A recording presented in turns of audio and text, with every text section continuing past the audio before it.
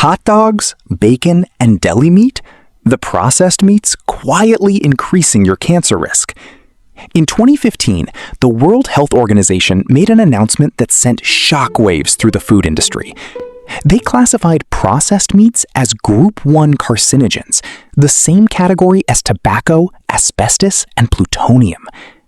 The three biggest culprits? The foods sitting in your refrigerator right now: hot dogs, bacon, and deli meat. Yet 8 years later, Americans are eating more processed meat than ever. We consume 50 pounds per person annually. That's nearly a pound every week. Here's what's really disturbing. The cancer risk isn't just theoretical. It's measurable, it's dose-dependent, and it's happening right now in your body every time you eat these foods. I'm going to show you exactly how processed meats cause cancer at the cellular level. Why eating just 50 grams daily, 2 slices of deli meat, increases your colorectal cancer risk by 18%. And the industry tricks designed to make you think you're choosing healthier options, we need to talk. 2 years ago, I was eating processed meat almost every day. Bacon and eggs for breakfast, turkey sandwich for lunch, pepperoni pizza for dinner. I thought I was making reasonable choices. I wasn't eating fast food, I was cooking at home, I even bought the natural versions when they were available. Then my uncle was diagnosed with colorectal cancer, stage 3. He was only 52, healthy his whole life, no family history. During his treatment, his oncologist mentioned something that stuck with me. Diet plays a bigger role in colorectal cancer than most people realize. That conversation sent me down a research rabbit hole that completely changed how I think about food, I'm not a doctor or oncologist, but I spent 6 months reading the actual studies behind the WHO classification, talking to cancer researchers, and understanding the biochemical mechanisms that link processed meat to cancer. What I discovered is that this isn't a maybe someday health risk. This is chemistry happening in your body right now. Every time you eat processed meat, you're exposing yourselves to compounds that damage DNA. The evidence isn't emerging or preliminary. It's established, overwhelming, and has been consistent across decades of research and millions of study participants.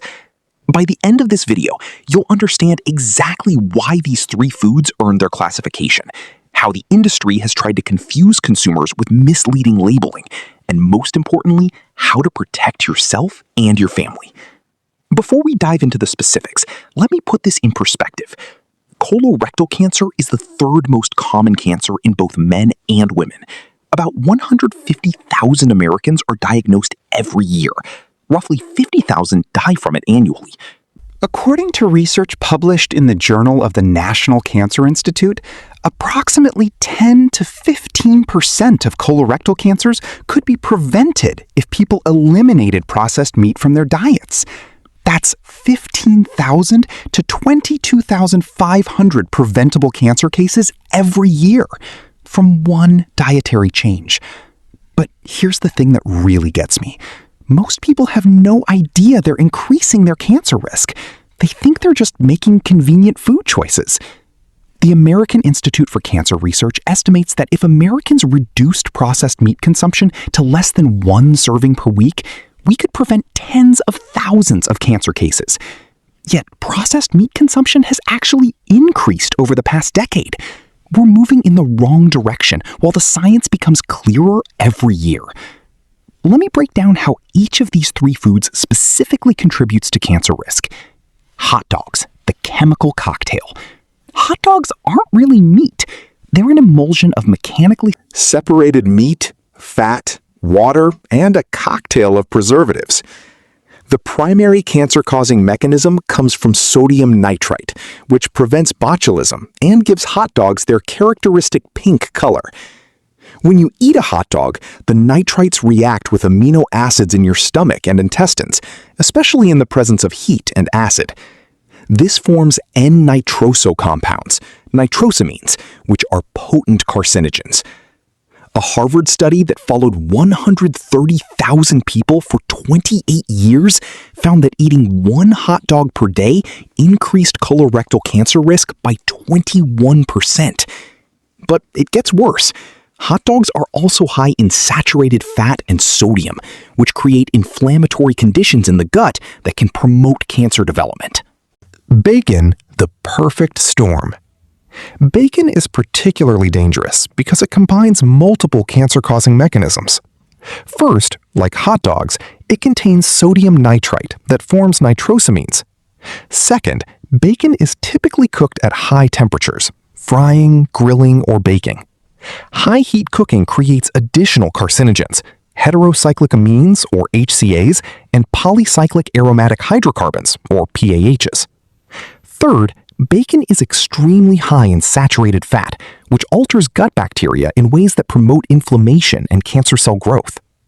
A meta-analysis of 15 studies found that eating 50 grams of processed meat daily, that's about 2 strips of bacon, increases colorectal cancer risk by 18%. Here's what makes this particularly insidious. Bacon is often the gateway drug to processed meat addiction. People don't typically eat plain hot dogs, but bacon gets added to everything. Burgers, salads, pizza, pasta, it's everywhere. Deli meat, the hidden danger. Deli meat is the most deceptive because it seems healthy. Turkey, ham, roast beef, these sound like smart protein choices. But commercial deli meat undergoes extensive processing. The meat is cured with sodium nitrite, often smoked, and then treated with additional preservatives to extend shelf life. Beyond nitrites, most deli meats contain carrageenan, a seaweed extract that sounds natural but causes intestinal inflammation in laboratory studies. A large European study called EPIC, which followed over 500,000 people for 13 years, found that people eating 160 grams of processed meat daily, that's about 6 ounces or a large sandwich, had a 44% higher risk of death from cancer compared to those eating less than 20 grams daily. What makes deli meat particularly problematic is frequency of consumption. While people might eat bacon occasionally or hot dogs at barbecues, many people eat deli meat sandwiches every single day for lunch. That daily exposure compounds the cancer risk significantly. The dose-response relationship. Here's what makes the science so compelling. There's a clear dose-response relationship. The more processed meat you eat, the higher your cancer risk becomes. It's not just about eating massive amounts. Even moderate consumption, 50 grams daily, measurably increases risk. There's no safe threshold that's been identified. Now let's talk about the industry's response to this overwhelming evidence. Deception through labeling. Walk down any grocery aisle and you'll see processed meats labeled uncured, no nitrates or nitrites added, and natural. This is one of the most manipulative marketing schemes in the food industry. Here's how it works. Instead of adding synthetic sodium nitrite, manufacturers add celery powder, celery juice, or cherry powder. These natural ingredients are extremely high in naturally occurring nitrates. When they're processed and added to meat, those nitrates convert to nitrites in your body through normal digestion. The end result? Identical nitrite levels, identical nitrosamine formation, identical cancer risk. But legally, they can claim no nitrates or nitrites added because they didn't add synthetic versions. A 2019 Consumer Reports investigation tested 31 different processed meat products. They found that some uncured meats actually had higher nitrite levels than conventional cured versions. You're not avoiding the cancer risk. You're often getting a higher dose while paying premium prices for deceptive marketing. The American Institute for Cancer Research states clearly, whether nitrates come from synthetic sources or natural sources like celery powder, the cancer risk is the same. The European comparison. In Europe, this kind of labeling manipulation is illegal. If a product contains nitrites, regardless of source, it must be labeled as such. The EU also limits nitrite levels in processed meat and requires clear cancer warnings on packaging. In the United States, the industry successfully lobbied to keep these deceptive practices legal. You're being systematically misled about cancer-causing ingredients in your food. Let me explain exactly what happens in your body when you eat processed meat. Step 1. Nitrosamine formation. When you eat processed meat containing nitrites, your stomach acid and digestive enzymes cause nitrites to react with amino acids from the protein. This forms various N-nitroso compounds, particularly N-nitrosodimethylamine, a potent carcinogen. Step 2. DNA damage. These nitrosamines are alkylating agents. They directly bind to DNA and cause chemical modifications called DNA adducts. Specifically, they target guanine bases in DNA, causing mutations that can lead to oncogene activation or tumor suppressor gene inactivation. Step 3. Cellular proliferation. Damaged cells that don't undergo apoptosis, programmed cell death, can begin dividing uncontrollably. The high salt content in processed meat also damages the stomach and intestinal lining, creating chronic inflammation that promotes cellular proliferation. Step 4. Tumor promotion. The saturated fat in processed meat alters gut bacteria composition, increasing production of secondary bile acids that further promote cancer cell growth. Iron in processed meat catalyzes the formation of reactive oxygen species, causing additional DNA damage and supporting tumor development. The time factor. This isn't an immediate process. Cancer typically develops over 10 to 20 years. But the DNA damage begins immediately. Every processed meat meal starts this biochemical cascade. By the time cancer is diagnosed, you're seeing the cumulative effect of years or decades of exposure. Why colorectal cancer specifically? Processed meat has the strongest association with colorectal cancer because that's where these carcinogenic compounds have the most direct, prolonged contact with tissue. The colon is also where gut bacteria metabolize many of these compounds into even more toxic forms.